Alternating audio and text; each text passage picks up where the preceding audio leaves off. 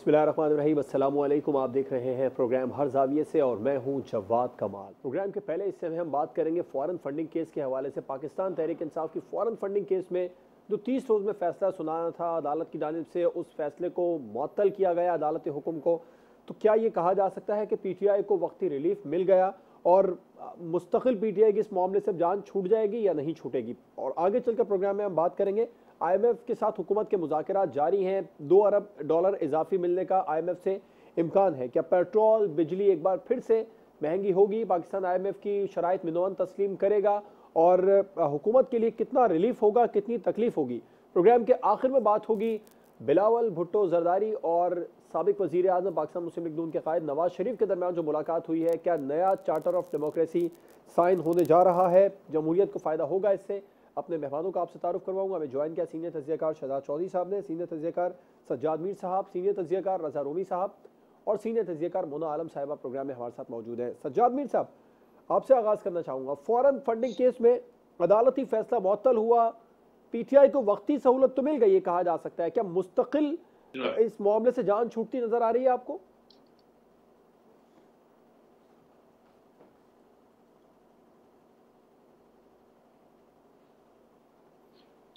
असल में मैं इस बात को और एंगल से देखता हूँ। मैं इसको इस एंगल से देखता हूँ कि क्या इमरान खान जब अलानिया तौर पर कुछ बातें करते हैं तो क्या सचमुच अदारों पे उनका असर होता है, या मैं ये देख रहा हूँ कि कोई कुव्वतें ऐसी मौजूद हैं जो इमरान खान को स्पेस देना चाहती हैं। मैंने दोनों लफ्ज़ बड़े एहतियात से इस्तेमाल किए हैं। मैंने ये नहीं कहा कोई एक कुव्वत मौजूद है, मैंने कहा कुछ कुव्वतें मौजूद हैं। वो मुख्तलिफ अदारों के अंदर कुछ एलिमेंट्स भी हो सकते हैं जो इमरान खान को स्पेस देना चाहते हैं। इससे ज़्यादा कुछ नहीं कहना चाहता, स्पेस का लफ्ज़ इस्तेमाल करना चाह रहा हूँ। नज़र ये आ रहा है कि अगर हम यकसू नहीं है एज ए रियासत के तौर पर, स्टेट के तौर पर, और हमें नहीं पता कि हमें आगे चल के क्या करना है, और हमें नहीं पता कि हम जमहूरियत की गाड़ी को आगे ले जाना चाहते हैं या हम इक़्तिदार का खेल जो है पावर पॉलिटिक्स है वो करना चाहते हैं, और उससे कुछ और हमारा मकासद होंगे, नेक होंगे, इसमें कोई शक नहीं है, तो मेरे ख्याल में ये कोई अच्छी बात नहीं है। इस वक्त सूरत हाल ये है कि कल तक तो सुप्रीम कोर्ट, जो इस्लामाबाद सुप्रीम हाई कोर्ट के फैसले आते हैं उनको आप गौर से देखें, और लाहौर हाई कोर्ट का भी फैसला जो आया हमजा शहबाज के बारे में, वो भी मेरी इस बात को इंडिकेट करता है कि क्या मसला है कि इतने दिनों से आपने उसको लटकाए रखा हुआ है और उसको फेंक दिया है उसकी तरफ, आरफ अलवी की तरफ, और वो भी कोई फैसला नहीं कर पा रहे और हम खामोश बैठे हैं। आज भी हमने कोई फैसला नहीं किया। कहाँ हमारी अदालतें रात के 12 बजे लग जाया करती थी, कहाँ ये सूरत हाल है कि अब आप वक्त दे रहे हैं, कुछ वक्त देना चाहते हैं? क्या ये एक तावीज़ ये है कि इमरान खान को ये तासुर देना है कि आखिरी वक्त तक वो जो आखिरी बाल तक खेलना चाहता है उसका चांस मौजूद है, यानी कि उसको अगर ये ख्याल हो जाए कि उसका चांस मौजूद नहीं है तो वो शायद एक खतरनाक सूरत हाल इख्तियार कर ले, जिसे मरियम तो फितना कहती है या कुछ भी कहती है, कुछ भी कह लें आप, ये सारी सूरत हाल है। अगर तो ये बारीक गेम है, खेल है, तो मेरा ख्याल में ये खेल नहीं होना चाहिए। हमें इंसाफ को इंसाफ के तकाज़ों के मुताबिक आगे चलने देना चाहिए और देखना इमरान छूटता है छूटे, वो फंसता है फंसे, लेकिन किसी को नजर तो आए कि इस मुल्क में इंसाफ हो रहा है, किसी को नजर तो आए कि हम जमहूरियत पर सचमुच संजीदा है, जमहूरियत की राह पर चलना चाहते हैं।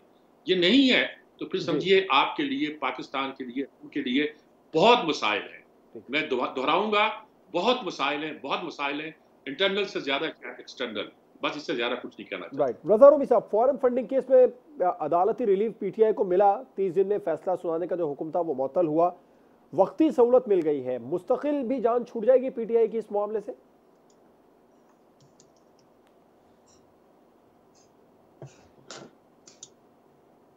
जी रज़ा रूमी साहब, मोना, आपको लगता है PTI की इस मामले से मुस्तकिल जान छूटेगी?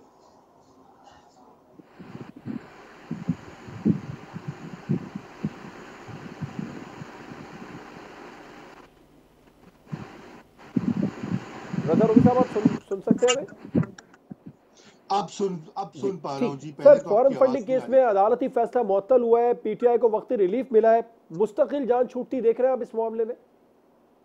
नहीं, मुस्तकिल जान नहीं छूट रही। उसकी वजह यह है कि ये तो एक कोर्ट की रूलिंग है, 30 दिन की उन्होंने उसके ऊपर लगा दी थी एक टाइम लिमिट दे दी थी, उसको ही मुअत्तल किया है कोर्ट ने। केस तो वहीं का वहीं है और वो उसके ऊपर कार्रवाई भी होगी। उसकी वजह ये है कि ये बहुत अहम केस है और सिर्फ पीटीआई के लिए नहीं, बाकी पार्टियों के लिए भी, पाकिस्तान में एक शफाफ जमहूरियत के लिए, सियासी पार्टियों के अंदर इस एहतसाब के लिए। और ये केस जो है, इसको फिल फॉर फैसला जो है वो होना चाहिए। अब कोर्ट की अपनी रीजनिंग होगी जब वो उनका तफसीली फैसला आएगा। मुझे उसका इल्म नहीं है कि किस बुनियाद के ऊपर उन्होंने इसको सस्पेंड किया है, इस अपनी जो सिंगल बेंच की डायरेक्शन थी। लेकिन ये कि मेरा नहीं ख्याल कि ये इससे इतनी आसानी से जान छूटेगी ही। ये चलेगा और ये अपने मंतकी अंजाम तक पहुंचेगा। क्योंकि अगर ये मंतकी अंजाम तक नहीं पहुंचता तो फिर ये यकीन जानिए कि पाकिस्तान के दो अहम इदारे, इलेक्शन कमीशन ऑफ पाकिस्तान और सुप्रीम कोर्ट ऑफ पाकिस्तान, ये इनके ऊपर लाजिम है कि अब इस मुल्क में जो सियासी प्रोसेस है उसको वो बेहतर करें। और जो उनका रोल, एक ईसीपी ने जो रोल नहीं अदा किया पिछले कई 7-8 सालों में, अब वो वक्त आ गया है कि एक आज़ाद इलेक्शन कमीशन जो है वो इसके ऊपर कार्रवाई भी करे और मुस्तकबिल के लिए एक लाया अमल भी बनाए, ताकि बाकी पार्टीज को भी इसका जो है वार्निंग हो और उनके भी केस बिल्कुल सामने आने चाहिए। मैं सिर्फ ये नहीं कह रहा कि ये पीटीआई स्पेसिफिक होना चाहिए, लेकिन चूंकि पीटीआई का केस बड़ा है, वो उनको बहुत पैसे जमा होते हैं वहां पर, और वो उसमें जो एक और बहुत बड़ा कि जो चैरिटी या फिलैंथ्रोपी के नाम पर जो पैसे जमा होते हैं, सियासी पार्टी के लिए भी जमा होते हैं, वो हमें जो अभी तक इतलात देखी हैं वो गड़बड़ हो गए आपस में। ये भी नामुनासिब बात है। ओवरसीज पाकिस्तानीज अगर किसी खैराती इदारे को देते हैं तो उसका ये मतलब नहीं कि वो सियासों और जलसों की नजर हो जाए। तो इसलिए ये बहुत अहम है कि इसका फैसला, और इसका फैसला होगा इंशाल्लाह। ठीक, बहुत अहम है, इसका फैसला होना चाहिए। मुना, आपको लगता है पीटीआई की इस मामले से मुस्तकिल भी जान छूट जाएगी? वक्ती रिलीफ तो मिल गया?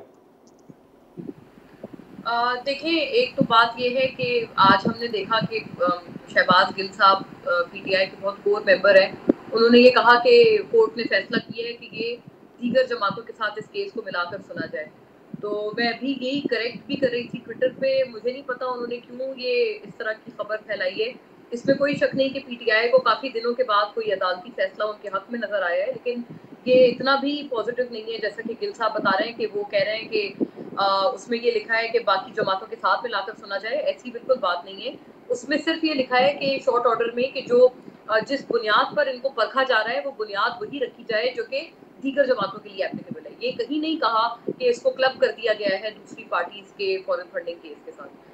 अच्छा, हैविंग सेड दैट, मैं बिल्कुल इसको एंडोर्स करती हूँ इस बात को भी कि दूसरी जमातों के भी फॉरेन फंडिंग केसेस में जो भी चीज़ें हैं वो सामने आनी चाहिए। चाहे फॉरेन कंपनीज ने, इंडिविजुअल्स ने जो भी पैसे भेजे हैं इनको, किन अकाउंट्स में जमा हुए हैं, कहीं पीटीआई की तरह जाती अकाउंट्स तो नहीं उसमें हैं, सारी चीज़ें सामने आनी चाहिए। ये बात बिल्कुल सही है और ये जायज़ डिमांड है। लेकिन ये भी देखने वाली चीज़ है कि ये तकरीबन 8 साल से ये केस ज़ेरे इंतबाह, और पीटीआई इसमें हर दूसरे दिन, आपको पता है कि इन्होंने इसके ऊपर सिर्फ और सिर्फ ताख़ीर मांगी है, डिले मांगा है। हर वक्त ये दरख्वास्त करते थे कोर्ट से कि केस को आगे कर दें, कि इसको डिले कर दें। कभी कहते थे सीक्रेट रखें, कभी कहते थे कि क्लोज हेयरिंग हो। तो बहुत सारी इस तरह की चीज़ें जो ऐसा इशारा करती हैं कि अकबर एस बाबर की जो एलिगेशंस हैं उनमें कुछ ना कुछ वजन तो है। इसकी वजह से पीटीआई इसके ऊपर या तो डिले मांगते हैं या चाहते हैं कि इसके अंदर कोई ऐसी चीज़ आ जाए जिसमें उनको इससे इस्तिस्ना मिल जाए। तो 8 साल से ये मामला चल रहा है और मुझे समझ नहीं आता कि इसको, मेरा अपना ये ख्याल है कि हमारे मुल्क में जो पावरफुल क्वार्टर्स हैं वो शायद इसको पीटीआई को आर्म ट्विस्ट करने के लिए इस्तेमाल करते हैं। जब पीटीआई को थोड़ा सा डराना धमकाना होता है तो ये केस अचानक से निकल आता है। जब उनके साथ कुछ मामला बेहतर हो जाते हैं तो ये अचानक से दब भी जाता है। तो इसको खत्म करें, इस सिलसिले को, इसको डिसाइड करके एक तरफ करें, ताकि ये तासुर भी ना जाए कि यार इस केस को किसी मकासद की वजह से या तो लटकाया जा रहा है या इसको पसे पुष्ट डाला जा रहा है या अचानक से इसको बाकी सब छोड़ छाड़ कर ये केस उभारा जा रहा है। इस तासुर को इसी तरीके से जाहिर किया जा सकता है कि अगर इसको बस कर दें, 8 साल से हमारे कान पक गए सुन के, इसको फैसला करें इसका और इसको करें। शहजाद चौधरी साहब, आप क्या समझते हैं? आपको लगता है मुस्तकिल जान भी पीटीआई की इस फॉरेन फंडिंग केस के मामले से छूटेगी? फिलहाल वक्ती रिलीफ तो मिल गया। अच्छा, मैं तो समझता हूँ कि बहुत अच्छा उन्होंने इस्लामाबाद हाई कोर्ट ने फैसला किया है। फैसला क्या है, उन्होंने तो अभी फिलहाल उसको स्टे किया है, वो जो एक ऑर्डर था उसको, और साथ ही साथ 17 पॉलिटिकल पार्टीज को नोटिस जारी कर दिया है कि भाई आप भी अपना मामला लेके आइए, ताकि हम इस पे एक सैर हासिल गुफ्तगू करें, बहस करें और उसके बाद फैसला करें कि क्या मुनासिब तरीका है तमाम अकाउंट्स को देखने का। उनका एक और ऑब्जर्वेशन ये है, और उसमें कोर्ट फैसले में ये लिखा गया कि उम्मीद है कि इलेक्शन कमीशन तमाम बाकी पार्टीज को भी उसी पैमाने पे नापेगा जिस पे वो पीटीआई को नाप रहा। तो मेरा ख्याल है बहुत फेयर ये ऑब्जर्वेशन है। मैं तो इसके ऊपर जब से हम डिस्कस कर रहे हैं इस प्रोग्राम में, मैं हमेशा यही कहता हूं कि तमाम पार्टीज को बराबर डील किया जाना चाहिए, बाकी किसी और चीज में जो मामला हैं उसके अलावा। दूसरा, इस्लामाबाद हाई कोर्ट मेरी नजर में एक बहुत डेमोक्रेटिक कोर्ट है, बहुत डेमोक्रेटिक लीनिंग कोर्ट है। ये बहुत सारे ऐसे फैसले हैं चीफ जस्टिस साहब के और बाकी इस्लामाबाद हाई कोर्ट के जजेस के, जहां पर उन्होंने मामला वापस पार्लियामेंट में भेजे हैं। ये कहा है कि ये मामला हमारे कोर्ट्स के अंदर फैसले करने वाले नहीं, आप पार्लियामेंट में ले जाएं और डिस्कस करें और देखें वहां पे क्या तरीका हो सकता है। तो मेरा ख्याल है कि मैं ये चाहूंगा, या मेरी ख्वाहिश होगी, गो के भी केस तो चल रहा है, काश कि इससे सारी बात से ये बात निकले कि पार्लियामेंट्री पार्टीज एक्ट जो है उसको रिव्यू किया जाए। वो तो नहीं ऑर्डर कर सकता, लेकिन काश के पार्लियामेंट इसके ऊपर जब जाए, वहां पे ये देखे कि पार्टी में जमहूरियत कैसे होती है, वो ये देखे कि जो पार्टी की फंडिंग है उसका तरीकाकार क्या है, और उसके ऊपर जो ऑडिट किया जाता है एनुअल, वो एनुअल ऑडिट किस तरीके से वहां पर उसको जायज देखा जाता है इलेक्शन कमीशन में, और इलेक्शन कमीशन किस तरह से स्क्रूटनी करता है। क्योंकि जब तक ये मामलात नहीं होंगे, हमारी पार्टियां पॉलिटिकल नहीं होंगी, हमारा पॉलिटिकल कल्चर, सियासी कल्चर, वो उस किस्म की क्रेडिबिलिटी नहीं ले पाएगा जो कि होनी चाहिए इस किस्म के माहौल के अंदर, जहां पर के हम हर इलेक्शन को भी मुतनाज़ करार दे देते हैं। जहां पर पॉलिटिकल पार्टीज ही मुतनाज़ हों, वहां पर इलेक्शन और इलेक्शन के बाद के मामला की क्या हैसियत रह जाती है। तो बहरहाल जमहूरियत वहां से स्टार्ट होनी चाहिए जहां पर के पॉलिटिकल पार्टीज की अपनी एग्जिस्टेंस का ताल्लुक है। ठीक, आपका भी पॉइंट आया, मुझे ब्रेक पर जाना है। ब्रेक के बाद हम बात करेंगे हुकूमत और IMF के दरमियान हुए मुज़ाकरात की। ब्रेक के बाद इसको डिस्कस करेंगे।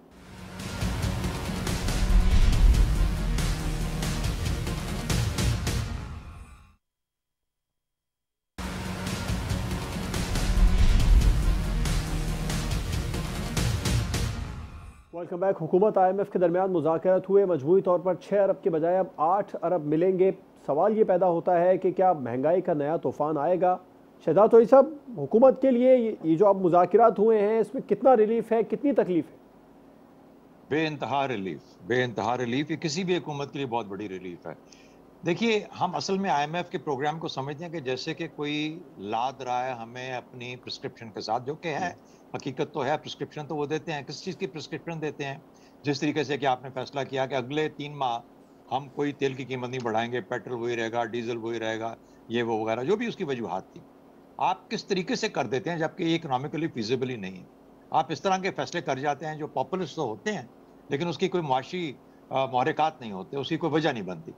तो मेरा ख्याल है कि IMF इसलिए ज़रूरी है क्योंकि आपने $15 अरब ऑन दी एवरेज सालाना $15 अरब किसी ना किसी को बोरो करने है, कहीं देने के लिए, ये कम पड़ते हैं आपको $15 अरब जो, ये $15 अरब पूरे करने हैं। इसके लिए आपको जाना पड़ता है दुनिया के पास कि जी हमें कहीं बोरो, पैसे कहीं से लेंगे तो देंगे ना।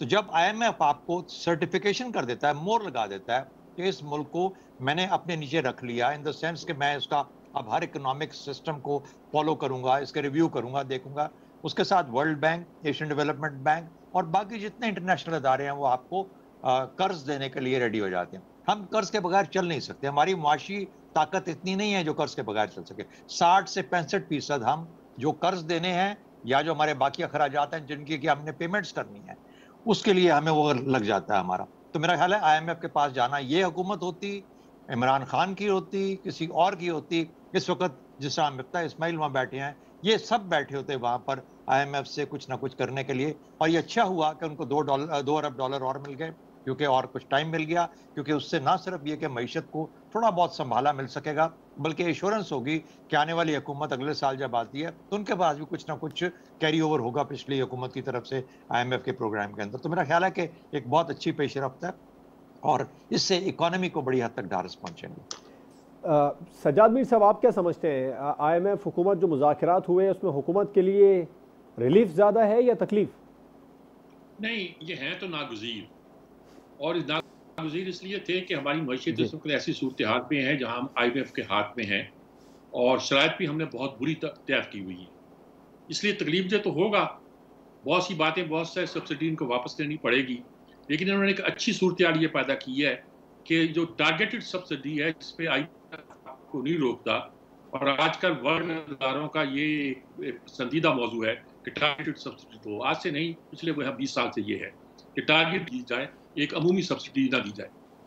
तो उस लिहाज से हमने ये देना शुरू कर दिया हमारी हुकूमत ने यहाँ कि आटे पर, घी पर, चीनी पर यूटिलिटी स्टोर के लिए सब्सिडी जो दी जा रही है, जिसे एहसास प्रोग्राम कहते थे, अब दोबारा बेनज़ीर प्रोग्राम कह रहे हैं, उस बेनज़ीर प्रोग्राम के तहत भी की जा रही है। तो ये उसको तो इस तरह कंपनसेट करने की कोशिश करेंगे, लेकिन जाहिर है कि उसकी जो मुश्किलात है वो तो बर्दाश्त करेंगे। लगता ये है कि IMF के साथ इन्होंने जरा बेहतर सूरत हाल पैदा कर दी है। एक तो कुछ रिलीफ मांगा है चंद माह का, वो शायद इसलिए मांगा है कि मुल्क के जो हालात थे उसमें हम स्टेबल नहीं थे, उसमें शायद रिलीफ इनको मिल जाएगा, इनकी रीशेड्यूलिंग कुछ हो जाएगी, कुछ इस तरह के मामला और हो जाएंगे। फिर ये है कि इनको ये भी मालूम था कि ये प्रोग्राम ख़त्म होगा तो फिर हमें 4-5 साल के लिए IMF के पास जाना पड़ेगा, तो उसके लिए बजाय इन्होंने इसी प्रोग्राम को 2 साल के लिए आगे बढ़ाने और उसके बदले में कुछ पैसे, शायद $2 अरब देने का एक इंदिया दिया है, जिसे शायद IMF कबूल कर ले।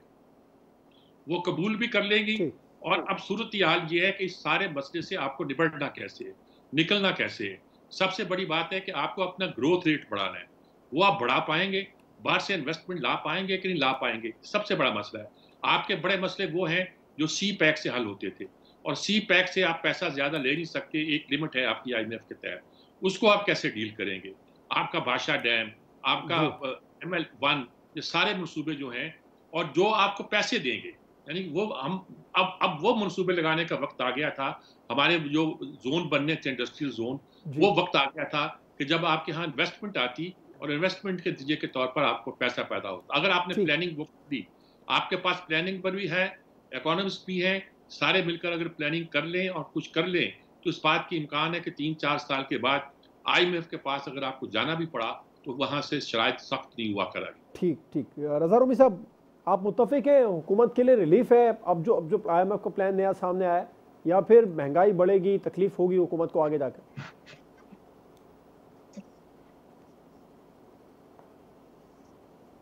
जी देखिए, दोनों चीजें हैं, क्योंकि उसकी वजह ये है कि सबसे पहले तो वाकया कुछ इस तरह से है कि जो ये IMF का एडिशनल असिस्टेंस है, ये तो अच्छी खबर है।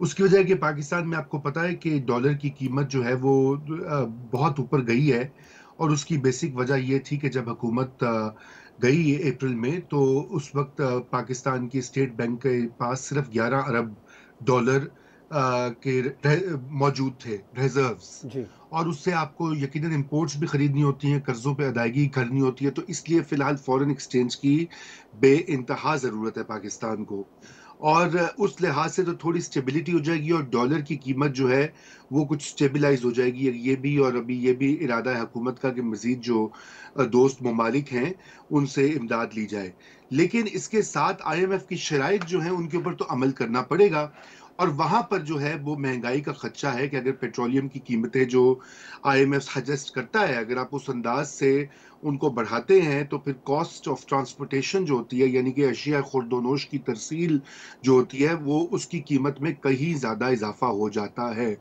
ये हमने देखा है बार बार जब भी ये कीमतें ऊपर जाती हैं। अब मसला ये है कि इसको किस तरह से गवर्नमेंट करती है।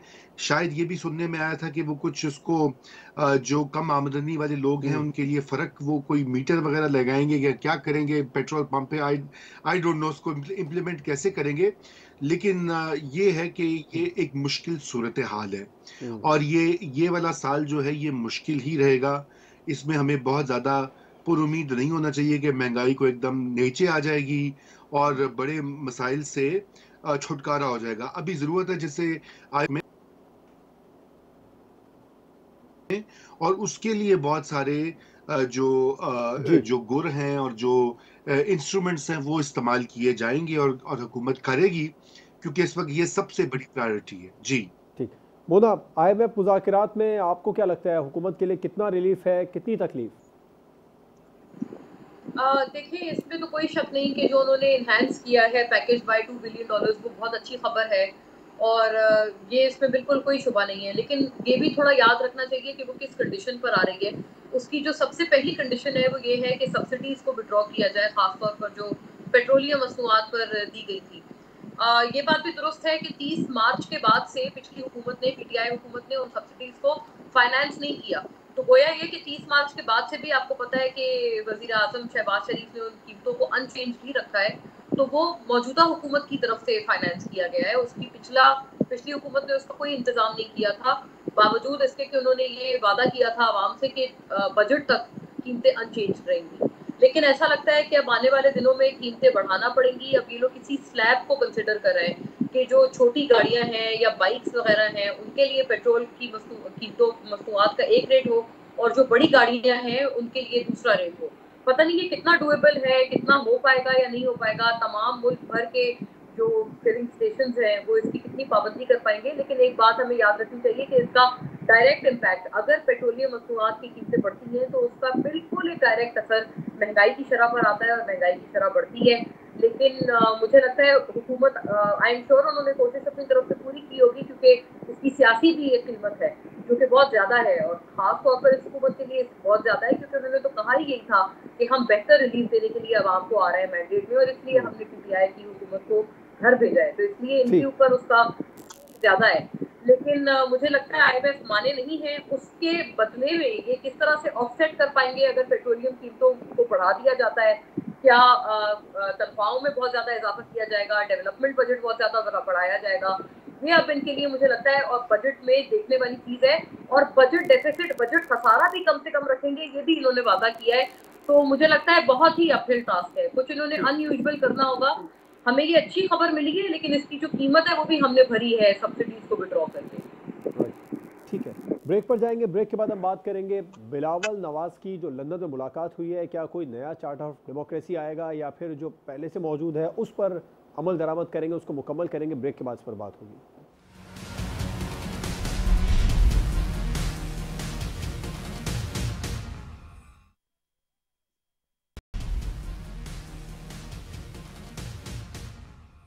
Welcome back. बिलावल नवाज की लंदन में मुलाकात हुई है, चार्टर ऑफ डेमोक्रेसी की खबरें आ रही हैं, या तो नया होगा या उसी को मुकम्मल किया जाएगा। जमहूरियत के लिए कितना फायदा होगा रज़ा रोमी साहब? देखिए, जमहूरियत के लिए फायदा बिल्कुल होगा और उसकी बुनियादी वजह यह है कि जो चार्टर ऑफ डेमोक्रेसी जो पहले उसका जो वर्जन था 1.0, उसकी वजह से जो 2008 के बाद जमहूरी दोनों जो थी, पहले पाकिस्तान पीपल्स पार्टी की कोलिशन थी, फिर PMLN की गवर्नमेंट थी, उन्होंने 5 साल पूरे किए तमाम रोड ब्लॉक्स के बावजूद। उन्होंने एक दूसरे को गिराने की कोशिश नहीं की, जो कि 1990 की दहाई का एक खासा था।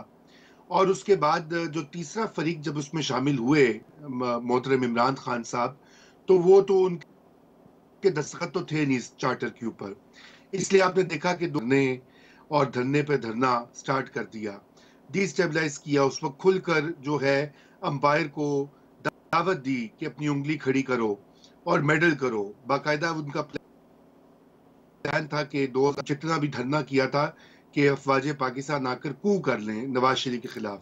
ये तो अफवाज पाकिस्तान ने नहीं ऐसा कोई फैसला किया, क्योंकि वो उन्होंने भी एक तहैया कर रखा है कि अब वो इंटरफेयर इस तरह की डायरेक्ट मदाखलत नहीं करेंगे। और उसके बाद आपने देखा कि अभी जो इमरान खान साहब ने आज ऐलान किया है कि जी वो इस्लामाबाद जाके मार्च करेंगे। अभी इस हुकूमत को बने क्या 2 हफ्ते नहीं हुए और उन्होंने इस्लामाबाद मार्च का प्लान कर लिया है, और वो इम्पोर्टेड हुकूमत है और पूरे वो जो एक बयानिया बनाया झूठ पर मबनी। तो बात यह कि ये चार्टर ऑफ डेमोक्रेसी बहुत जरूरी है, इसका फायदा होगा, लेकिन ये फायदा तब होगा कि इमरान खान साहब को मेज पे लाया जाए। ये इमरान खान साहब को एक्सक्लूड करके चार्टर ऑफ डेमोक्रेसी, तो शायद जो अभी रूलिंग कोalition है उसके लिए तो फायदा होगा। जो भी उनके हैं उसमें 3-4 नुकात हैं। वो एक आईनी अदालत कायम करना चाहते थे, वो नैब के जो लॉज हैं उसको देखना चाहते थे, और दीगर मामलात थे। लेकिन इमरान खान साहब अगर रहेंगे बाहर उस प्रोसेस से तो वो एक डिस्टेबलाइजिंग फैक्टर रहेंगे, जो हमने 2014 से देखा है। इसलिए पीडीएम की जो जमातें हैं उनको ये चाहिए कि वो, हम तो पहले इमरान खान साहब से इस्तदा करते थे कि वो हाथ बढ़ाकर गुफ्तो शनीद का आगाज करके अपोजिशन से बात करें। हमारी यही एडवाइस जो है पीडीएम को भी होगी कि जो भी इमरान खान कहें, जो भी उनका रेटरिक है, बयानिया है, वो उनके साथ अब जो है गुफ्तो शनीद का आगाज करें। नहीं खान साहब बात करते हैं तो उनकी पार्टी में हैं लोग, शाह महमूद कुरैशी हैं, दीगर हैं, उनके साथ बातचीत का आगाज तो हो ना, कोई इस मुल्क इस पटरी पे चले। हम 2014 से पाकिस्तान को यरगमाल बना दिया पोलराइजेशन ने, और ये कब तक पाकिस्तानी 22-23 करोड़ की न्यूक्लियर नेशन है और इसको एक जोक बना दिया है। अब ये वक्त आ गया जमहूरी अंदाज में बातचीत को आगे बढ़ाना चाहिए। बिल्कुल ठीक है, आपको पॉइंट है। मुना, आप क्या समझती हैं? बिलावल नवाज लंदन में मुलाकात हुई है, चार्टर ऑफ डेमोक्रेसी मुकम्मल होगा?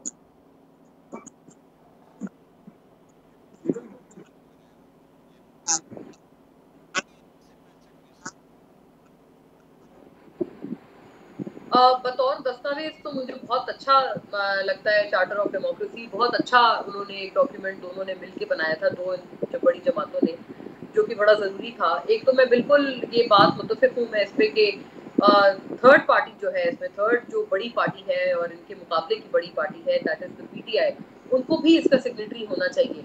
लेकिन उससे भी एक अहम सवाल और बड़ा सवाल ये है कि क्या जो दो सिग्नेटरीज हैं उन्होंने उसके बाद से उसके ऊपर अमल दरामद किया? मुझे तो नहीं लगता, क्योंकि वो जितना अच्छा दस्तावेज है वो उसको लेटर में तो वो है, लेकिन वो स्पिरिट में हमें नजर नहीं आता। उसकी जीती जागती मिसाल हमें रिसेंट टाइम्स में मिल जाती है, जैसे जरदारी साहब ने कहा था कि वो बलूचिस्तान की हुकूमत को गिराएंगे। सेनेट में चेयरमैन उनका आएगा, जब सादिक संदरानी साहब पहली मरतबा चेयरमैन सेनेट बन रहे थे। 2017 में बलूचिस्तान की गवर्नमेंट को गिराने की जो प्रेडिक्शन जरदारी साहब ने दी थी, बावजूद इसके कि उनका एक भी एमपीए नहीं था बलूचिस्तान में, और वो उन्होंने पूरी करके दिखाई। सिमिलरली जब नून लीग की हुकूमत थी तो हमने बहुत सारे केसेस देखे, बल्कि जो फेक अकाउंट केस जो जरदारी साहब का इस दौर में चला है वो नून लीग के दौर में बना हुआ था, चौधरी निसार साहब के वक्त में, और ये सारी चीजें हमने देखी हैं। तो मुझे नहीं लगता कि इसके ऊपर लेटर एंड स्पिरिट में अमल दरामद हुआ है, एक तो ये बात है। और ये दूसरी चीज उसकी ये है कि अगर पीटीआई को वो लोग इंक्लूड कर लेते हैं, वो मुझे उसकी चांसेस उसकी होगी तो वो बहुत अच्छी बात, लेकिन उसके चांसेस इसलिए कम लगते हैं क्योंकि आपको पता है कि खान साहब तो इसी चार्टर ऑफ डेमोक्रेसी की वजह से कहते हैं कि इनका मुकमुका है, उसको वो मुकमुका कह के मुखातिब करते हैं। तो वो क्या इस मुकमुका का खुद हिस्सा बनेंगे? और मैं ये भी उम्मीद करती हूँ खान साहब से कि शायद उन्होंने ये लफ्ज वापस ले लिया होगा अब अपनी हुकूमत का, गुज़िश्ता हुकूमत का हाल देख के, क्योंकि उनको खुद भी ये समझ आ जानी चाहिए बात कि जब तक ये सारी जमातें एक दूसरे से कमिट नहीं करेंगी, एक और इसमें कमिटमेंट का इजाफा कर देंगे। वो जो काला कोट पहनकर हमने देखा था नून लीग के लोग जाते थे अदालत में, और पीपल्स पार्टी के जो वजीर आजम थे उनको डिस्क्वालीफाई कराना चाहते थे।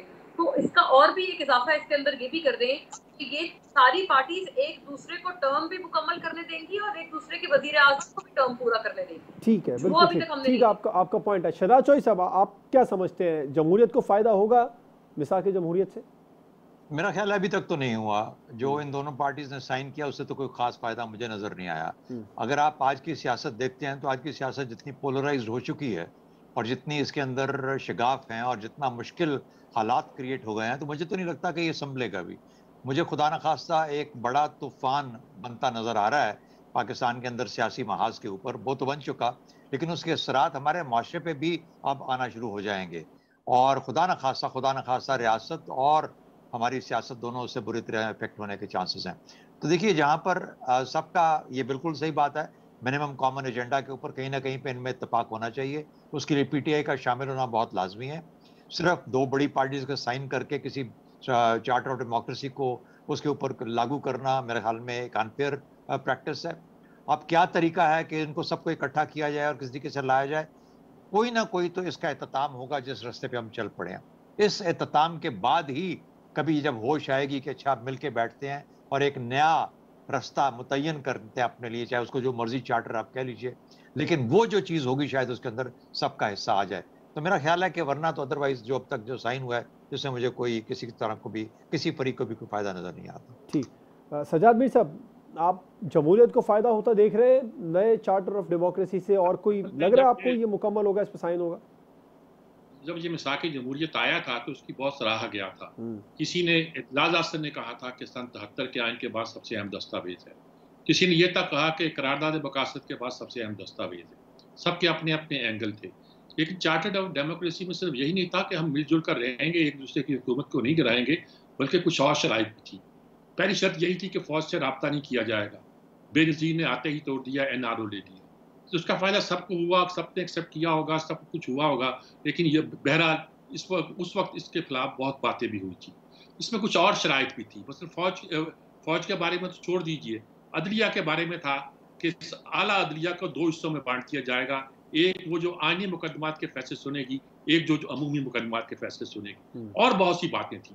हमने सिर्फ इसको उस हद तक रखा कि गैरों ने उस पर, दूसरों ने उस पर फप्ती कसी कि जो बुक मकाओ है, कोई आप भी वक्त गुजारे, हम भी गुजारे, हम आपको जीने देते हैं, आप हमें जीने दें, पीसफुल को एग्जिस्टेंस का एक माहदा है। ये ऐसा नहीं था। अब बिलावल जो वहाँ गए हैं उसमें पॉजिटिव बातें तो बहुत सी होंगी, लेकिन ये भी एक सियासत के जोड़ तोड़ की तरह एक जोड़ तोड़ है जो वहाँ हो रहा है। उसमें कोई मिसाक जमहूरियत अपनी रूह के मुताबिक जिसको मैं बयान कर रहा हूँ वो मुझे होता न दिखाई नहीं देता।